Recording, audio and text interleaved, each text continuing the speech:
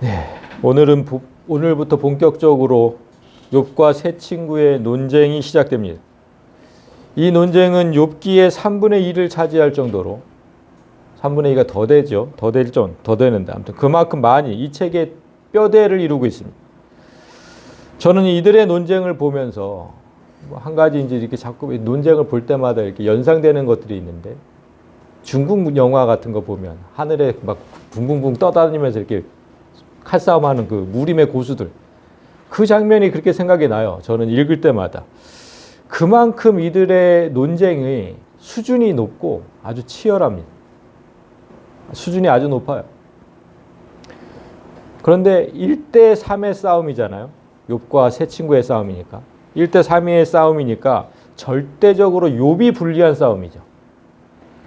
그래서 이 책을 읽는 독자들은 자연스럽게 욥을 응원하게 되고 수세에 몰리던 욥이 묵직하게 한 방을 날릴 때면 또 시원한 쾌감도 느끼게 됩니다. 그런데 이들의 논쟁을 읽다 보면 한 가지 의문이 듭니다. 여러분들은 의문이 안 드셨는지 모르겠는데 자, 생각해 보세요. 성경은 하나님 말씀을 기록한 책이죠. 그런데 욥기는 3장부터 37장까지 무려 35장이 사람의 논쟁이 기록되어 있습니다. 80% 이상 돼요. 80% 이상. 하나님 말씀도 아닌 사람들의 주장이잖아요. 4명이 번갈아 가면서 한 번씩 얘기하는 사람들의 주장. 주장을 이렇게 많이 담아놓은 이유가 뭘까? 이거 궁금하지 않으셨어요? 하나님 말씀을 기록해 놓은 게 성경인데 왜 욥기서는 사람의 말을 이렇게 80% 이상을 기록해 놨을까? 왜일 것 같으세요? 이들의 논쟁이 그렇다고 해서 또 진리도 아니에요. 이들이 하는 말이 다 진리가 아니에요. 하나님께서 그 사실을 증명하십니다. 하나님께서 나타나신 이게 욥기가 42장까지 있는데 42장에서 하나님이 이렇게 말씀하시죠. 여호와께서 대만 사람 엘리바스에게 이르시되 내가 너와 네 두 친구에게 노했다. 왜냐하면 너희가 나를 가리켜 말한 것이 내 종 욥의 말같이 옳지 못하기 때문에 세 친구가 말하는 것은 하나님께서 노하신 거예요. 그러니까 욥도 하나님께 책망을 받습니다. 책망을 받는데 하나님은 이 세 친구의 말이 욥의 말같이 하나님에 대해서 바로 말하지 못했다고 책망하시는 거예요. 그러니까 욥은 바로 말했다는 거죠. 그러니까 욥이 받은 책망과 이 세 친구가 받은 책망은 그 결이 달라요.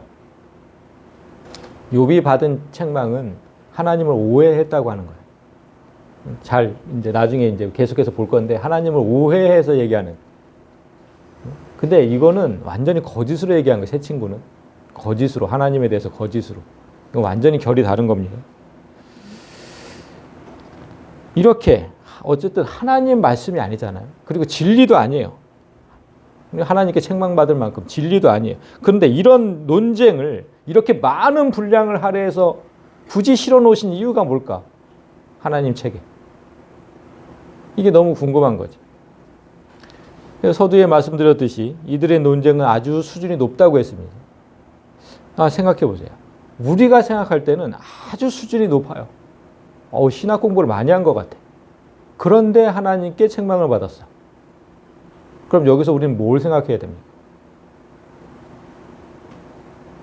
지금 우리가 보더라도 수준이 아주 높아요. 신학 공부를 한 것 같아. 근데 하나님께 책망을 받았어. 그럼 뭘 생각해야 돼요, 여기서? 알맹이가 없다. 왜 알맹이가 없어요? 알맹이 많다니까. 진짜 수준이 높은데. 그러면 자 생각해 보세요. 우리가 듣기에는 훌륭한 진리처럼 들려요. 우리가 듣기에는. 그런데 하나님께서 책망하셨다면 진리가 아니라는 거잖아요. 그러면 이 시대에 그렇게 똑같이 행하는 자들이 있다는 걸 알라는 거예요. 거짓을 말하는 선지자들, 거짓을 말하는 목사들, 목사의 타이틀을 갖고 이 강단에 서서 거짓을 말하는 목사들, 그런 자들을 잘 구별할 수 있는 능력을 길러야 한다는 거예요. 이들의 논쟁 속에는 이게 보시면 앞으로는 보겠지만 하나님의 창조와 섭리에 관한 다양한 정보가 들어있어요. 우리가 여태까지 알지 못했던 그런 다양한 정보가 들어있고, 특히 우리가 공부했던 그 조직신학의 7분야, 다 기억하시죠? 서신인기 구교죠? 그 7분야가 모두 들어있어요. 다 들어있어요, 조직신학이. 이들은 그 7분야를 이렇게 막 넘나들면서 막 그냥 공중에서 싸우면서 그 7분야를 넘나돌면서 막 치열하게 공격하고 방어하고 막 이러거든요. 그런데 이 논쟁이 오늘날에도 끊임없이 펼쳐집니다. 똑같아요. 이 욥기서랑 똑같은 논쟁이 끊임없이 펼쳐져요. 높은 학식을 갖춘 그 석박사들, 뭐 신학교 교수들, 이런 사람들이 편을 나누어 가지고 아주 치열하게 싸워요. 네가 틀렸다, 내가 틀렸다, 내가 맞다. 진리를 놓고 누가 진리냐, 치열하게 싸웁니다. 성도들이 듣기에는 양쪽 다 똑같이 진리 같아요. 생각해보세요. 신학 교수들이 하는 얘기인데 성도들이 구별을 하겠어요? 지금 욥기가 그렇다고. 이렇게 얼뜻 보기에는 다 진리 같아요. 구별할 수가 없어. 뭐가 진리인지. 그래서 성도는 훈련해야 하는 거예요. 여기서 떠드는 사람마다 다 진리가 아니거든요. 그래서 훈련을 해야 되는 거예요, 성도들이. 오늘 욥기서에 그 35장에 걸쳐서 기록된 그 욥기의 논쟁은 그래서 하나님께서 여러분에게 주신 연습 문제 같은 거예요. 풀어보라는 거예요. 어떤 게 진리일 것 같으니 풀어보라는 거예요. 한번 맞춰보라는 거예요. 여기서 옳고 그름을 찾아낼 수 있다면 누가 어떤 논쟁을 벌여도, 이 시대에 누가 어떤 논쟁을 내 앞에서 벌여도 누가 진리를 말하는지 누가 거짓을 말하는지 똑바로 구별할 수 있어요. 욥기서를 다 구별할 수 있다면. 연습 문제를 주신 거예요. 그래서 앞으로 몇 주 동안 이제 논쟁 몇 개를 선별해서 이걸 뭐 욥기서를 다 하면 1년 내내 해야 되니까 그럴 수는 없고 진짜 몇 개만 선별해서 제가 이제 여러분과 함께 생각해 볼 건데, 무엇이 맞고 무엇이 틀렸는지 생각해 보면서 내가 얼마나 성경 지식이 있는지, 내가 얼마나 진짜 뭘 몰랐는지 좀 바로 깨닫고 내가 또 얼마나 분별력이 있는지, 이 시대의 분별의 영이 가장 중요한 거 아니겠습니까? 내가 얼마나 분별력이 있는지 또 테스트하는 그런 시간이 되시길 원합니다. 오늘은 욥의 친구들을 대표하는 엘리바스가 이제 싸움의 서막을 시작합니다. 세 친구 중에서 가장 나이가 많아요, 엘리바스가. 이 사람의 주장을 살펴볼 텐데 그 전에 먼저 이 친구들, 세 친구가 등장하는 장면을 먼저 잠시 보겠습니다. 2장의 이제 11절인데 2장 11절을 보면 그때에 욥의 친구 세 사람이 이 모든 재앙이 그에게 내렸다 함을 듣고 각각 자기 지역에서부터 이르렀으니, 자, 세 사람이 나옵니다. 곧 대만 사람 엘리바스와 수아 사람 빌닷과 나아마 사람 소발이라. 그들이 욥을 위문하고 위로하려 하여 서로 약속하고 오더니. 그러니까 지금 소개된 이 세 친구들은 욥의 친구이면서 신앙의 동지였어요. 신앙의 동지. 욥의 시대가 언제였어요? 이삭과 야곱의 시대라 그랬죠. 그럼 여러분 생각해 보면 그 시대에 하나님을 믿는 사람들이 얼마나 됐을까요? 아니, 아브라함부터 시작한 거잖아요. 지금 아브라함 진짜 거의 없다고 봐야죠. 그 시대에 하나님을 섬기던 사람들이 거의 없다고 봐야 되는데, 그 시대의 신앙을 하나님을 섬기는 그 신앙을 지키며 살던 친구들이었다면 정말 그 우정이 각별했을 거 아닙니까? 다른 사람들은 다 우상을 섬겨요. 우상을. 근데 몇 안 되는 사람들이 하나님만을 그냥. 그럼 얼마나 똘똘 뭉쳤겠습니까? 그 우정이 각별했겠죠. 그래서 욥의 소식을 듣고 조문, 여기서 지금 위문하고, 여기서 위문은 조문입니다. 조문. 자식들 다 죽고 조문하고 위로하려고 이렇게 지금 한 걸음에 달려온 거예요. 그래서 12절을 보면 눈을 들어 멀리 보매, 참 멀리서 저기서 욥을 보니까 그가 욥인 줄 알기 너무 어렵게 되었다는 거예요. 그들이 일제히 소리질러 울며 각각 자기의 겉옷을 찢고 하늘을 향하여 티끌을 날려 자기 머리에 뿌리고. 그러니까 멀리서 본 욥은 내 친구라고는 생각하기 정말 어려울 정도로 처참한 몰골이 되어 있었다. 처참한 몰골. 그 모습만으로도 기괴한데 가까이 와서 보니까 욥이 계속해서 돌조각으로 몸을 긁고 있는 거예요. 몸을 빡빡 긁고 있는 거예요. 그렇지 않으면 살 수가 없으니까. 그런 기괴한 모습을 보고는 지금 동시에 울부짖었다. 그들이 일제히 소리질러 울부짖었다. 와, 이게 뭐냐, 이게 뭐냐, 이랬다는 거예요. 너무나 애통한 거예요. 그리고 자기의 겉옷을 찢고 티끌을 뿌립니다. 머리에. 우리가 겉옷을 찢는다는 표현을 우리가 한번 살펴본 적이 있고, 의로운 분노였죠. 의로운 분노. 아, 내 친구가 도대체 왜 이렇게 됐냐는 거예요. 너무나 분한 거예요. 얼마나 의롭게 살았는데 내 친구가 왜 이렇게 됐을까? 진짜 옷이 찢어지는 거예요. 도대체 왜 이렇게 됐는지. 그리고 머리에 재를 뿌려요. 그러니까 욥이 당한 이 처참한 재난에 지금 동참하면서 하나님 앞에 같이 선 거예요. 도대체 왜 이렇게 하셨냐고. 이런 친구들이었어요. 이런 친구들. 그들은 그 어떤 말로도 욥을 위로할 수 없다는 걸 알아요. 거기서 무슨 말로 위로가 되겠어요. 거기서 그 처참한 광경을 보고 무슨 말을 하면 이 위로가 되겠습니까? 그래서 그냥 하염없이 욥 곁을 지키고만 있어요. 밤낮 7일 동안 그와 함께 땅에 앉았으나 욥의 고통이 심함을 보므로 그에게 한마디도 말하는 자가 없었다. 무려 7일을 그냥 정말 애통한 마음으로 그렇게 앉아 있었던 거예요. 여러분, 이런 얘기가 있어요. 그 너무나 큰 슬픔을 당해서 그런 친구가 있어요. 그런 너무나 큰 슬픔을 당한 친구가 빗속에서 우산 없이 그냥 비를 맞고 있어요. 그럴 때 어떻게 해줘야 되느냐? 가서 우산을 씌워주는 거 한 방법이 있고, 같이 비를 맞는 친구가 있대요. 우산을 씌워주는 것보다 거기서 같이 비를 맞는 친구가 더 진정한 친구래요. 그 아픔을 같이 하는 거죠. 그 비를 맞으면서. 그런 말이 있거든요. 지금 우리는 그런 친구들을 보고 있는 거예요. 그런 친구들. 그냥 옆에 같이 있어주는 거예요. 7일 동안을. 7일 밤낮을. 이렇게 이들의 처음 등장은 욥과 논쟁하러 온 사람들이 아니었죠. 정말 진정한 친구죠. 그런데 욥이 일주일의 그 긴 침묵을 끝내고 우리가 지난주에 봤던 자기 생일을 저주하잖아요. 그 자기 생일을 저주한 그거를 듣고서 갑자기 돌변한 거예요. 그때부터 이 세 친구들이 돌변해요. 그 너무 이상하잖아요. 욥을 걱정하고 위로하던 친구에서 무자비하게 찌르고 공격하는 자객으로 변해요. 너무 이상하지 않습니까?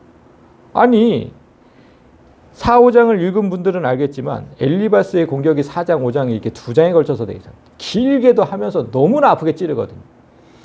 그 공격이 너무 심해요.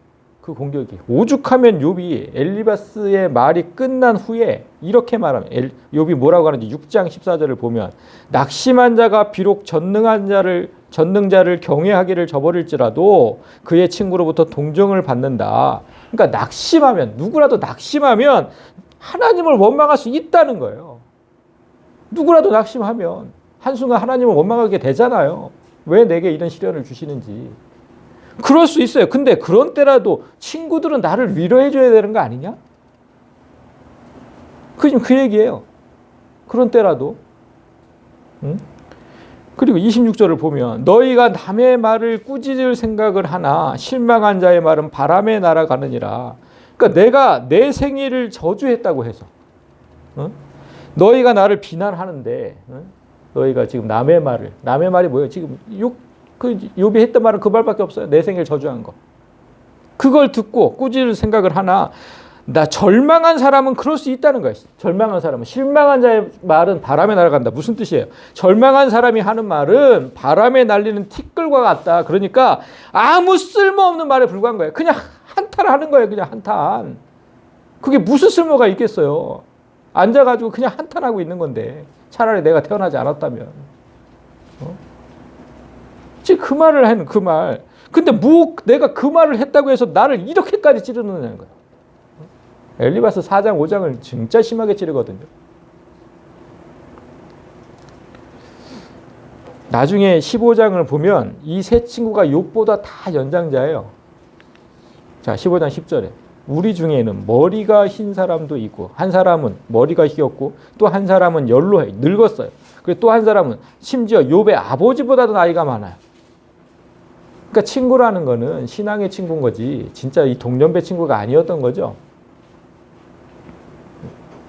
그러니까 세 친구가 모두 인생의 풍파를 욥보다 훨씬 많이 겪었는데 욥이 푸념하듯 자기가 태어나지 않았으면 좋았다는 그 말을 듣고 이토록 잔인하게 공격하는 이유가 뭘까? 이게 진짜 궁금해야 되는 거야. 그래서 오늘 설교 제목이 사람이 변하는 이유예요. 아니 그거 듣고 이렇게 변한다고? 한탄할 수 있잖아요. 내가 태어나지 않았으면 얼마나 좋았을까? 이거 왜 변할까 사람은 도대체? 그렇게 욥 곁을 지키던 사람들이. 자, 여러분 7일을 욥 곁에서 묵묵히 지키던 그들이 왜 갑자기 변해서 속사포처럼 쏴대는지 그 이유를 알기 위해서 이제 엘리바스의 얘기를 좀 들어보겠습니다. 엘리바스가 처음에 이렇게 시작해요. 누가 내게 말하면 네가 실증을 내겠느냐? 누가 참고 말하지 아니하겠느냐? 그러니까 엘리바스가 처음엔 조심스럽게 묻는 거예요. 조심스럽게. 욥, 지금 이 상황에서 누가 너한테 말하면 너는 싫겠지. 응? 그래서 7일 동안 아무 말도 안 한 거예요. 무슨 말을 해도 진짜 지금 그 상황에서는 진짜 다 듣기 싫겠죠. 싫겠지. 그런데 누가 참고 더는 내가 참지 못하고 할 말은 좀 해야 되겠다는 거야. 할 말은 좀 해야 되겠다. 지금 이렇게 얘기를 시작을 해요. 그러면서 엘리바스가 고난을 대하는 욥의 태도를 지적하기 시작합니다. 보라, 전에는 네가 여러 사람을 훈계하였고 손이 늘어진 자를 강하게 하였고 넘어지는 자를 말로 붙들어 주었고 무릎이 약한 자를 강하게 하였거늘. 그러니까 욥이 어려운 사람을 보면 위로하고 손을 잡아 일으켜 주던 사람. 따뜻한 위로자였고 힘을 주는 격려자였다. 인정해요. 인정을 합니다. 그런데 정작 자신에게 고난이 닥치자 정신을 못 차린다고 비난하는 거예요. 이제 이 일이 내게 이름에 네가 힘들어하고 이 일이 내게 닥치니까 네가 놀라는구나.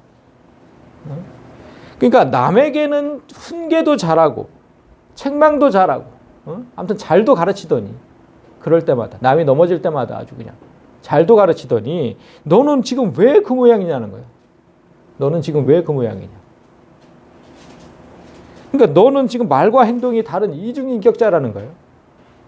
말로는 그렇게 잘 가르치더니 네가 당하니까 이렇게 지금 시작을 하는 거예요. 공격이.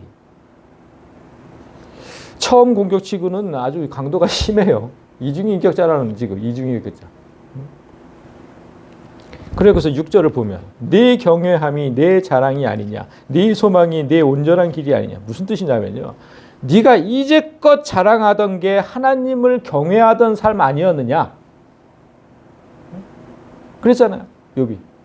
이제까지 욥의 자랑이 하나님을 경외하던 삶, 그리고 너를 온전하게 하는 것만이 너의 유일한 소망이 아니었느냐. 그냥 자식이 뭐 조그만 죄를 지었을까 봐 그때마다 가서 예배를 드리고 막 그게 내가 온전하게 사는 거, 그게 내 소망이었고, 이런 삶, 네가 이제껏 살아온 그런 삶이 어찌 이렇게 한순간에 무너지느냐는 거야. 어찌 이렇게. 너 여태까지 그렇게 살았잖아. 근데 이렇게 무너져? 비난하는 거예요.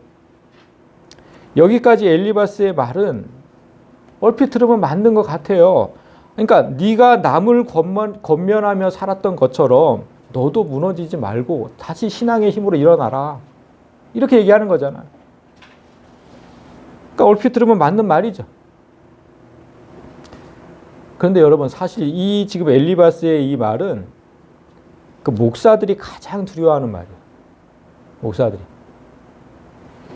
강단에 서서 하나님 말씀을 전하고 훈계하고 권면하며 그렇게 사는 목사들이 성도들 앞에 조금이라도 무너지는 모습을 보이면 성도들이 바로 이렇게 얘기를 해요. 우리한테는 잘만 가르치더니, 진짜 하나님 말씀 뻔질하게 잘만 가르치더니 자기는 저렇게 무너지네. 지금 엘리바스가 하는 것처럼 똑같이 말하게 돼 있어요, 성도들이. 근데 누구든지 쉽게 이렇게 말할 수 있지만 절대로 이렇게 말하면 안 돼요. 그렇게 말하면 안 돼요. 예를 들어서 어떤 목사님이 평소에 욥처럼 살았다고 한번 가정해 봅시다. 저는 뭐 욥처럼 살지 못했으니까 저희 아니고 그런 목사님이 있다고 가정해 보면 만약에 어려운 이들을 돕고 그 목사님이 평소에 그 위로하고 어떤 식으로든지 다시 살도록 일으키고 하나님 말씀으로 늘 권면하며 살았어요. 그러다가 욥처럼 재난을 만나서 한순간 시리에 빠진 모습을 성도들 앞에 보였다면 그 목사님이 비난받아야 됩니까?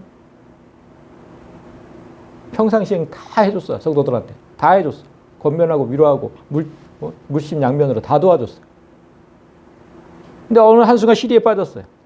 그렇다고 비난받아야 돼요? 엘리바스처럼 목사의 신앙을 평가절하하고 비판해야 합니까? 그건 진짜 옳지 않은 거예요. 우리는 완전함을 소망할 뿐이지 절대로 완전한 존재가 아니거든요. 목사뿐만 아니라 그 누구라도 실족할 수 있고 절망할 수 있고 원망할 수 있어요. 그 누구라도. 그 목사님이 평소 성도들을 권면하고 물심양면으로 도왔다면 이젠 성도들이 그 목사님을 도울 차례죠. 그게 바로 교회라는 공동체고 교회가 존재하는 이유입니다. 목사는 다른 존재 아니에요. 같은 공동체인 거예요. 같은 공동체. 이 사람이 무너지면 이 사람이 돕고 이 사람이 무너지면 이 사람이 돕고 그게 교회의 존재 이유거든요. 지금 욥은 모든 자녀가 한순간에 죽었어요. 한순간에. 그리고 전 재산을 잃고 자신은 불치병에 걸렸어요. 그 누가 살아있기를 소망하겠습니까? 그런 상황에서. 죽기를 바라죠. 그 순간에 누구라도. 그런 불행을 당한 신앙의 동지를 앞에 두고 네 신앙이 겨우 이거였냐고 비아냥대는 그런 처사는 절대로 옳지 않은 거죠.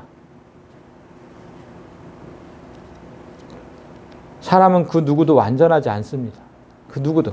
지금 욥의 신앙을 하나님이 얼마나 사랑했습니까? 그런데 욥도 자기가 완전하지 않다고 인정을 해요. 자, 12절을 보시면 나의 기력이 어찌 돌의 기력이겠느냐. 나의 살이 어찌 놀쇠이겠느냐. 그러니까 내가 강하면 얼마나 강하겠느냐 이 뜻이거든요. 응? 내가 강하면 얼마나 강하겠느냐. 나 약한 사람이야. 나도 완벽한 사람이 아니야. 나의 도움이 내 속에 없지 아니하냐. 나의 능력이 내게서 쫓겨나지. 나의 도움, 나의 능력 뭡니까? 하나님이거든요. 하나님이 나한테 없잖아. 그러니까 내가 원망할 수밖에 없잖아. 이렇게 무너질 수밖에 없잖아. 아니 자녀가 다 죽고 하나님이 있다고 생각하겠어요? 한순간 다 그렇게 무너지는 거예요. 사람이. 하나님이 나를 버렸구나 생각한다고. 그래서 이렇게 하나님이 내게 없으니까 내가 낙심한 자가 비록 전능자기를 경외할지라도 그의 친구로부터 이렇게 된 거거든요. 지금 내용이 이렇게 된 거예요. 그러니까 하나님께서 자랑하시던 욥도 그 마귀에게 자랑하시던 그 욥도 완전하지 않아요.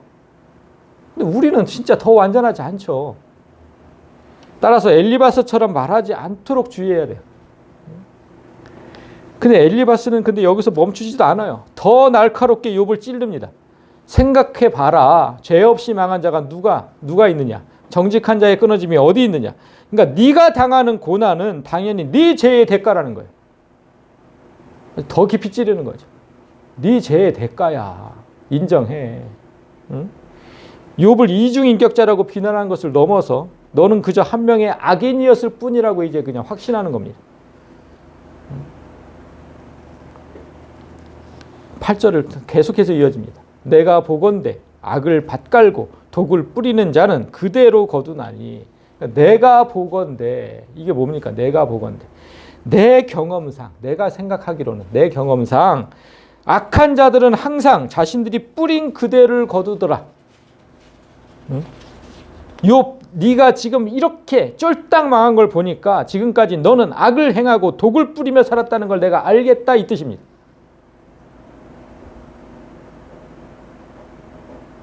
어떻게 이렇게까지 얘기해요?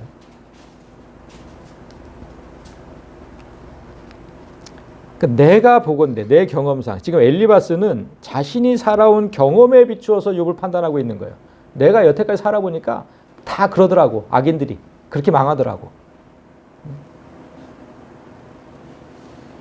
욥은 하나님께서 칭찬하고 사랑하는 사람이었어요. 엘리바스 자신도 인정했어요. 아까 그렇게 살았었다고.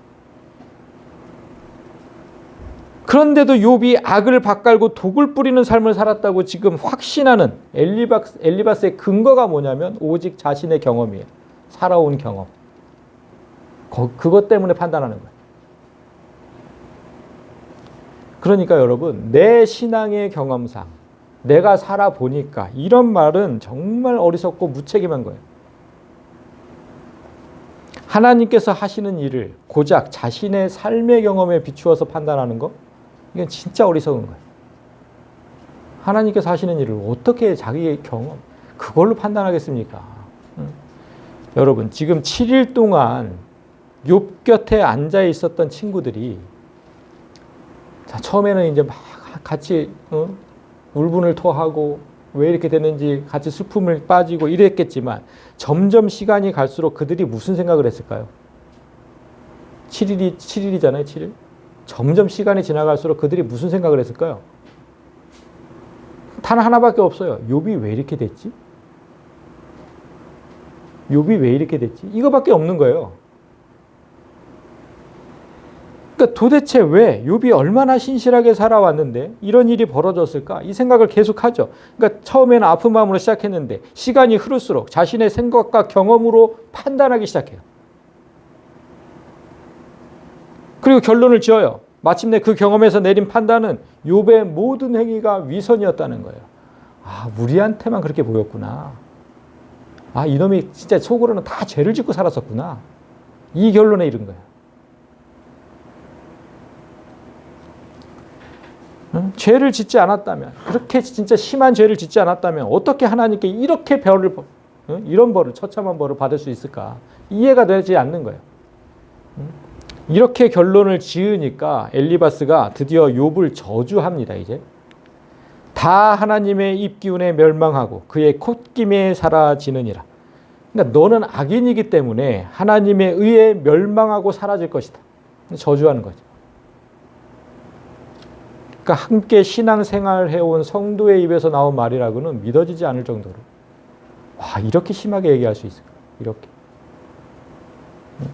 여러분, 함께 신앙생활을 해온 성도가 이렇게 얘기할 수 있을까요? 이건 해도 너무하는 거죠. 이렇게 사람의 경험에서 나오는 생각과 판단은 완전하지 않고 위험합니다. 위험해요.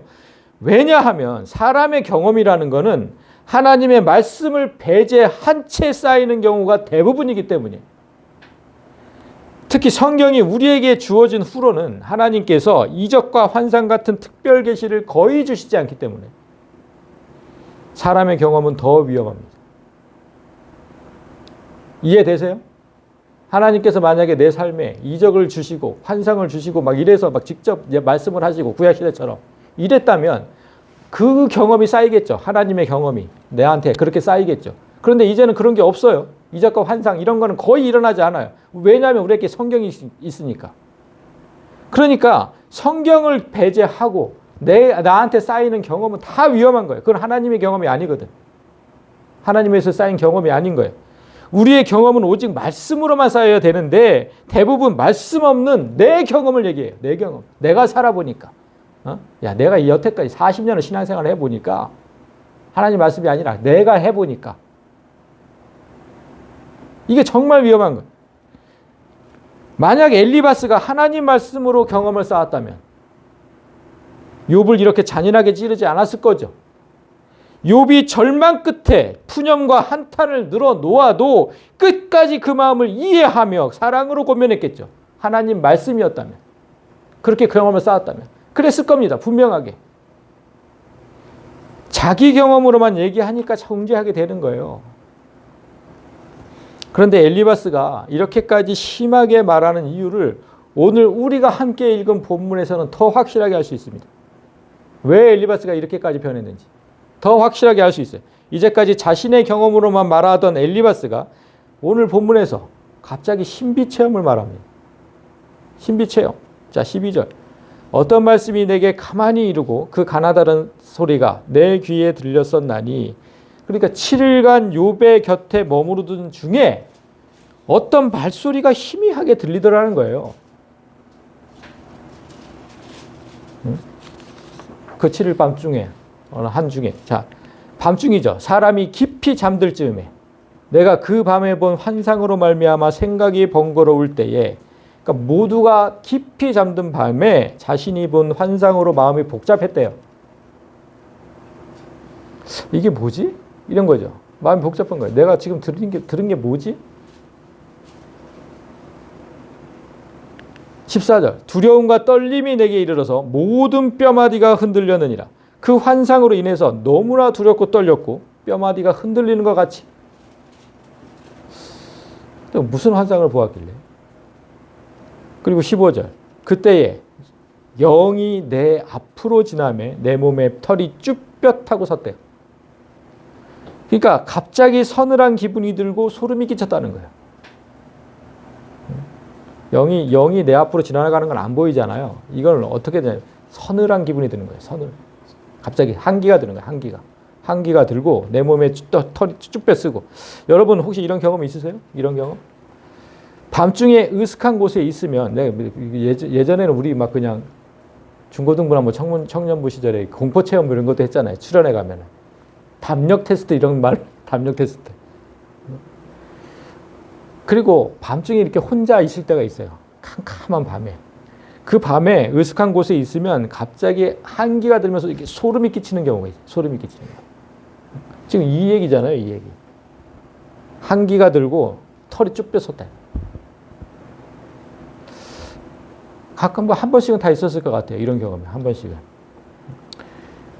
그런데 여러분 이런 경험이 깨어 있을 때도 가끔 경험하지만 대개는요 잘 때 경험을 하게 돼요. 잘 때 이런 경험. 저는 청년 시절까지 이런 현상을 자주 경험했어요. 20대 때까지는 진짜 자주 경험했어요. 그때의 느낌이 딱 14절 15절과 같았어요.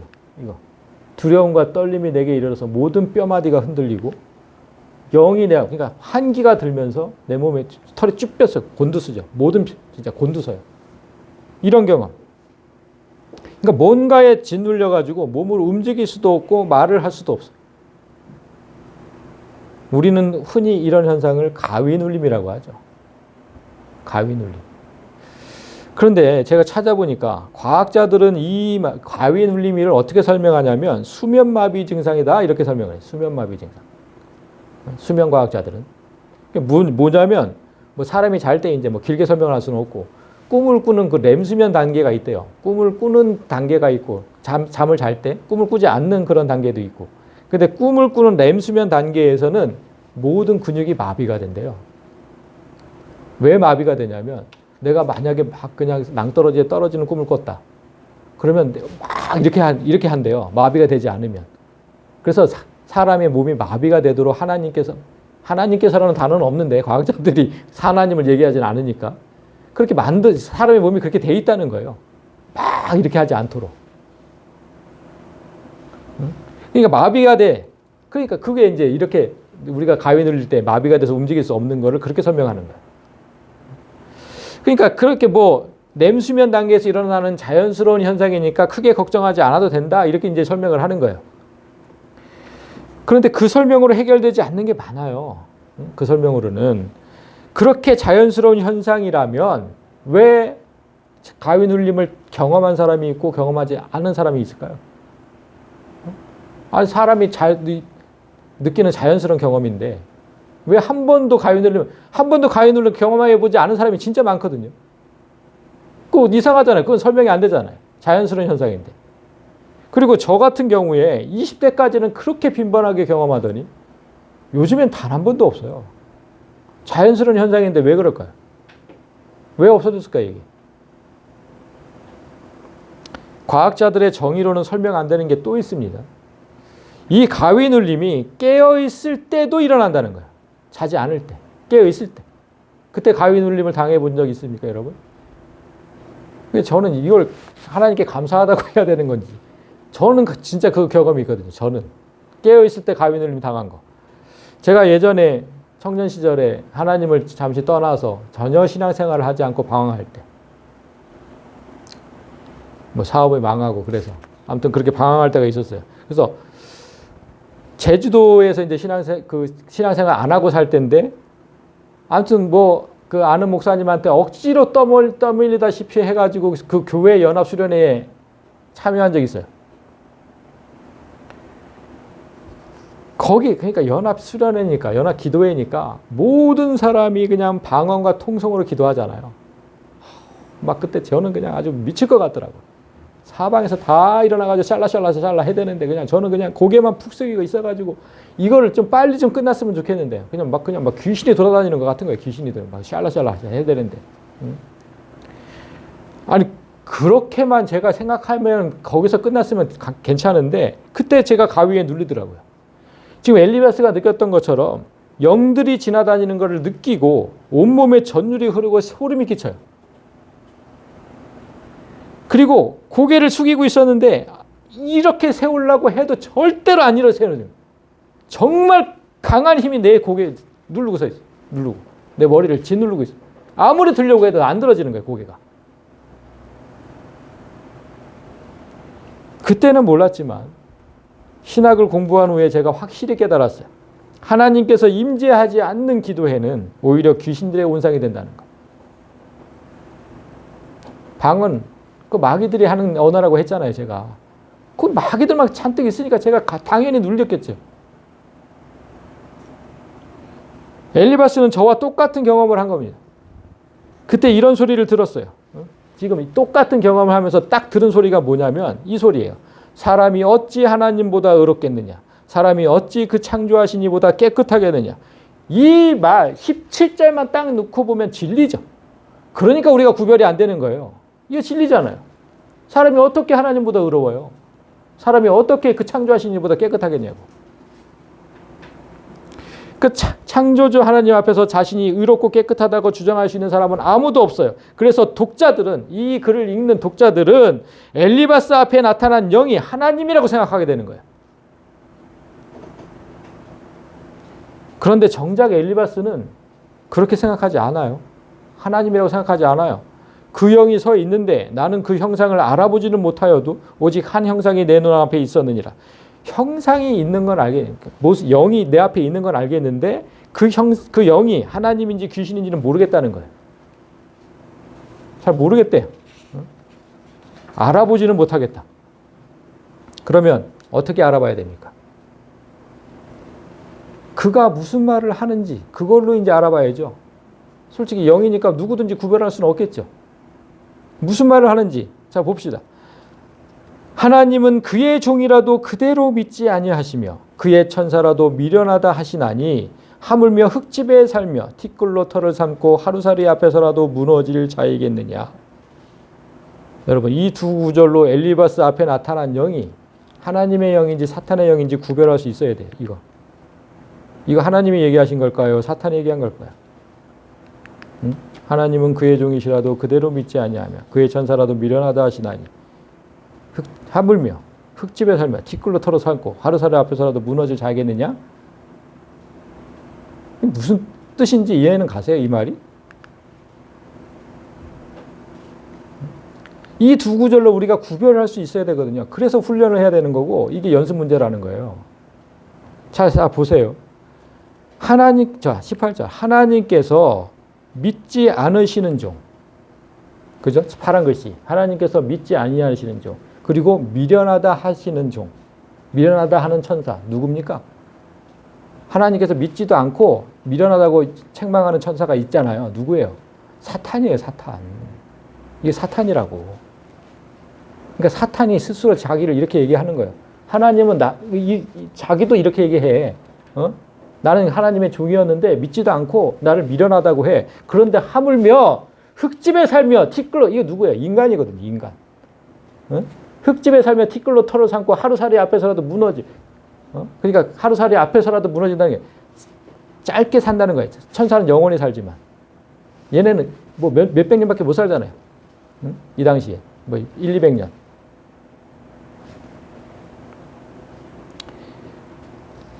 그러니까 항상 하나님과 인간 사이를 이간질하는 게 사탄이거든요. 이간질. 아니 하늘에 사는 나도 이렇게 취급하시는데 나도 이렇게 취급하시는데 비천하게 흙으로 지어지고 영원하지도 못한 인간을 어떻게 대하시겠냐? 이렇게 얘기하는 거거든요. 참, 이간질을 하는데 자, 그리고 20절, 21절은 사탄이라는 증거를 더 명확하게 합니다.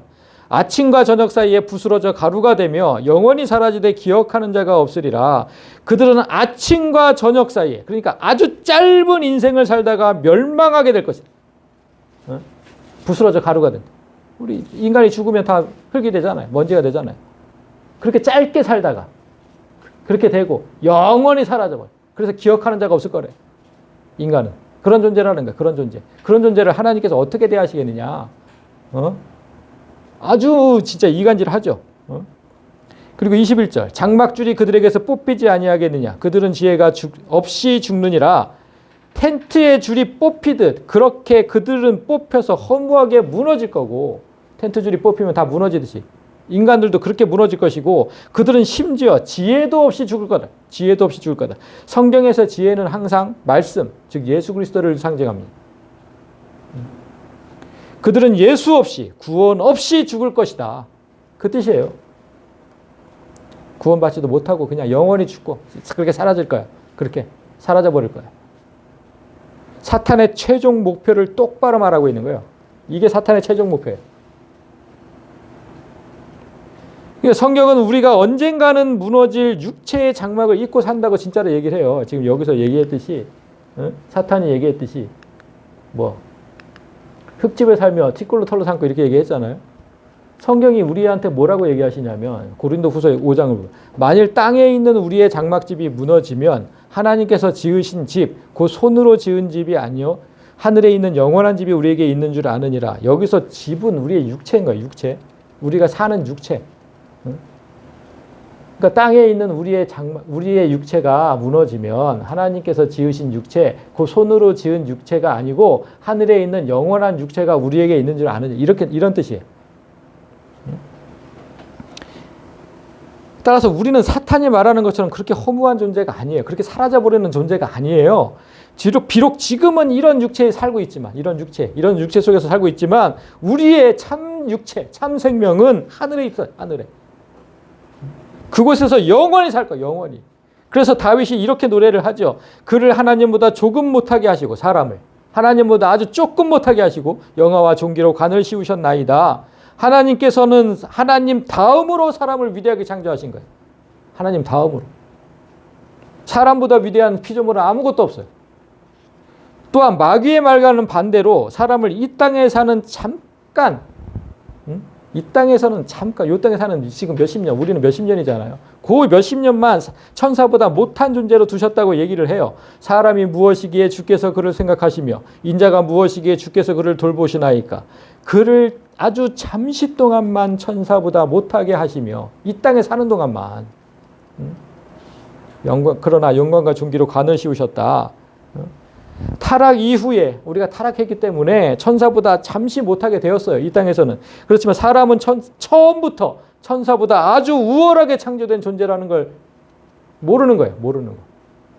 또한 또 한 가지 중요한 게 뭐냐면요, 여러분. 우리가 지금 이 땅에서는 비록 천사보다 잠깐 못하게 됐다 그랬잖아요. 그런데 중요한 건 뭐냐면 아무리 그렇게 됐어도 천사는 지금 우리를 섬기는 종들이에요. 지금 이 순간에도 천사들은 그 말씀을 봅니다. 모든 천사는 섬기는 영으로 구원받을 상속자들을 위하여 섬기라고 보내심이 아니냐. 구원받을 상속자들, 우리 성도들, 하나님께서 택하신 그 성도들을 섬기는 영이라고. 천사들은 비록 지금 능력면에서는 우리가 천사보다 못하지만 우리를 섬기는 게 천사들이에요. 그러니까 사탄의 말은 다 거짓말인 거죠. 지금 다 거짓말. 이 하나님 말씀과 정반대로 사람에게 나지막하게 거짓으로 속삭이는 영. 아주 나지막하게. 사탄이 하는 이런 얘기를 듣고 엘리바스가 욥을 지금 정죄하고 있는 거예요. 여러분, 신비주의자들은 신비 체험 그 자체를 중요시합니다. 오늘날에도 많아요. 이렇게 나지막하게 들리는 소리로 얘기하는 사람들은 많다고요. 사탄의 음성을 듣고. 이 신비주의자들. 그들에게 그 체험이 하나님에게서 왔는지 아닌지는 중요하지 않아요. 뭐가 중요해요? 내가 그 체험을 했다는 게 중요해요. 아니, 어디서 왔는지가 중요한 거 아닙니까? 그 체험 자체가 중요한 게 아니잖아요. 그런데 반대로 생각해요. 반대로. 그리고 하나님의 직통 계시를 받았다고 주장하면서 자연스럽게 사람들 위해서요. 성경 외에 다른 말씀을 들었다. 이건 아주 사탄의 전형적인 모습이에요. 성경 외에 다른 말씀이 주어지지 않습니다. 그러니까 성경 밖에 있는 체험은 모두 거짓이에요. 신비 체험으로 얻은 계시가 하나님께서 주신 계시라면, 만약에 그런 계시라면 반드시 성경 속에서 바른 적용으로 이어져야 돼요. 성경 속에 있어야 돼요. 그런 말씀이. 실족한 영혼을 붙들어 주고 교회 공동체를 강건케 하고 이러면 하나님께서 주신 영이 맞지만 엘리바스처럼 사람을 찌르고 정죄하는 건 명백하게 사탄의 영을 체험한 거예요. 구별할 수 이게 쉽잖아요. 말씀 정리합니다. 오늘 우리는 7 밤낮을 좌절의 늪에 빠진 친구와 함께 있던 신앙의 동지가 한순간에 적으로 돌아서서 무자비하게 찌르는 모습을 보았습니다. 무엇이 그를 이렇게 변하게 했는지 오늘 본문에서 똑바로 보셨기를 바랍니다. 첫째는 말씀 없는 경험과 판단. 그리고 둘째는 사탄의 개입입니다. 그런데 이게 연결되어 있습니다. 말씀 없이 내 경험과 판단으로 계속 생각하고 정죄하고 하면 결국에는 사탄이 개입하게 만듭니다. 연결되어 있는 거예요. 그러니까 내가 곰곰이 생각해 보니 내 경험상 이런 말은 절대로 하시면 안 돼요. 하나님 없이 내가 이 말을 듣는 순간 사탄이 당신 귀에 나지막하게 속삭일 겁니다. 그러니까 절대로 그런 말을 하면 안 돼요. 이 말 대신에 어떻게 해야 돼요? 항상 다른 성도들에게 얘기할 때 하나님께서 말씀하시기를. 우리 집사님이 진짜 잘하시는 거죠. 어디 구절에 이런 말씀이 있습니다. 어디 구절에 이런 말씀. 이렇게 하셔야 돼요. 내 경험상 얘기하지 말고. 그렇게 그 말씀으로 대체해요. 그러면 하나님 말씀이 선포되는 순간이잖아요. 그게. 하나님 말씀이 선포되는 순간 마귀는 여러분에게 범접할 수도 없어요. 나지막하게 속삭이고 이런 거 할 수도 없어요. 그러니까 항상 하나님 말씀을 선포해야 돼요. 사람은 언제든지 무너질 수 있고 변할 수 있습니다. 영원한 건 하나님 말씀밖에 없다는 거예요. 모든 육체는 풀이에요. 모든 육체는 풀과 같아요. 그의 모든 아름다움은 들의 꽃과 같아요. 그런데 그런 풀은 마르고 꽃은 시드나 우리 하나님의 말씀은 영원히 설 것이라고 말씀하시잖아요. 따라서 말씀만이 여러분을 주관하도록 해야 돼요. 말씀이 사람으로 오셨고 그 사람이 다시 영으로 오셔서 내 안에 거하시는 거잖아요. 그 이 사실을 잊지 말아야죠. 예수님이 뭐라고 하십니까? 볼지어다 내가 문 밖에 서서 두드리노니 네 마음을 누구든지 내 음성을 듣고 문을 열면 마음의 문을 좀 여세요. 그러면 내가 그에게로 들어가요. 말씀이 그에게로 들어간다고. 그와 더불어 먹고 그는 나와 더불어 먹으리라. 말씀이신 예수께서 우리에게로 들어와 함께 먹으며 함께 살기를 원하신대잖아요. 근데 우리가 안 여는 거잖아요. 그 문을. 내가 말씀을 받아들이면 말씀으로 살 수 있다는 거거든요. 가시처럼 사람을 찌르지 말고 시드는 풀과 꽃처럼 변하지도 말고 오직 영원하신 하나님 말씀만으로 누구라도 들어와서 함께 살 수 있는 그런 넉넉한 공간을 제공하는 성도들이 다 되시기를 주님의 이름으로 간곡하게 소망합니다. 아멘.